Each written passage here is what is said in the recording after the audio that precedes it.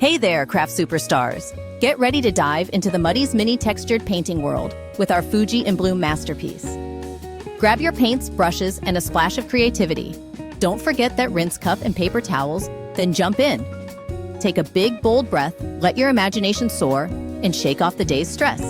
Let's make some magic happen. Step 1. Prep your painting tools and use a flat brush to lay the background with color number 21.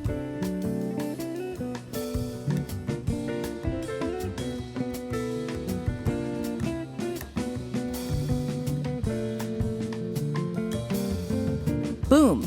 Your canvas is alive. Step 2. Sketch the outline of the mountain with a pen. Mix color number 21 with quartz sand in a 1:1 ratio and use a palette knife to apply it to the mountain. Darken the foot of the mountain by blending color number 21 and number 25. Mix color number 2 with quartz sand and use the palette knife to gently apply it from the top to depict the mountain peak. Allow it to dry before proceeding. Step 3. Mix color number 30 with quartz sand in a 1:1 ratio.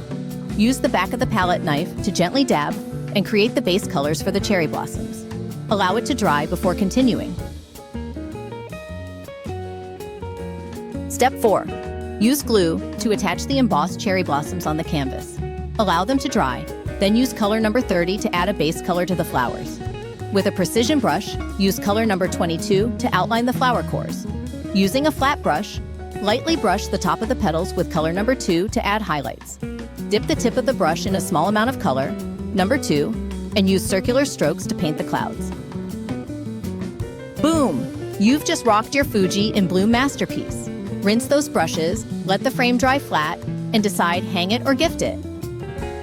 Shout it out with #CraftHero and #Muddies so we can cheer your awesomeness. Thanks for painting with us. Catch you in your next epic craft adventure.